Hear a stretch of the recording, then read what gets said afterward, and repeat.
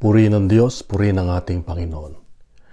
Ngayong araw na itong ating ebanghelyo na hango sa sulat ni San Lucas, ang Diyos ay nagpapaalala muli sa mga taong humihingi ng tanda upang maniwala. Ano ba itong sign of Jonah na sinasabi ni Jesus sa ebanghelyo ngayon? Si Jonah, sa banal na kasulatan, ay matandaan natin na siya ay nag-ikot sa Ninive at nagpahayag na kung hindi magsisi ang mga tao sa kanilang mga kasalanan, ay sisirain ng Diyos ang kanilang lungsod. Nakinig ang mga tao at nagbago.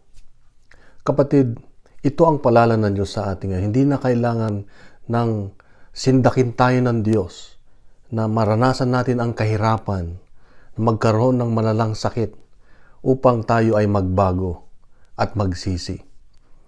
Kaya nga, hindi pa huli ang lahat, kapatid. Itong panahon ng Kwaresma, ito yung panahon kung saan tayo ay magbabalik loob sa ating Panginoon. Tayo ay lalapit sa Kanya, makinig sa Kanya, magsisi sa ating mga pagkukulang sa ating mga kasalanan at talikuran para magkaroon ng bagong buhay. Kung hindi mo kaya, kapatid, kung hindi natin kaya, hihilingin natin ang ating Panginoong Hesus na tayo tulungan.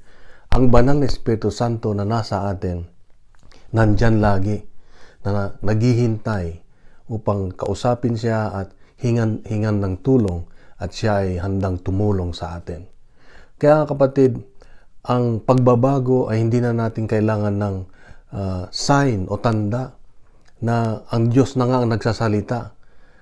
Araw-araw, oras-oras, ang narinig natin, ang nakikita natin, ang Diyos. Kung bubuksan lang natin ang ating mga puso't isipan, ay makikita natin ang Diyos. Kasama natin siya lagi nagpapaalala sa atin. Kaya ang tanda, ito ang maaaring tanda, paalala sa atin, paalala sa iyo, na kailangan nating magbago, kailangan nating magsisi at magbalik loob sa Diyos.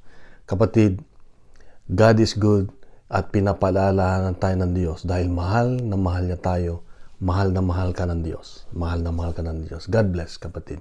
God is good.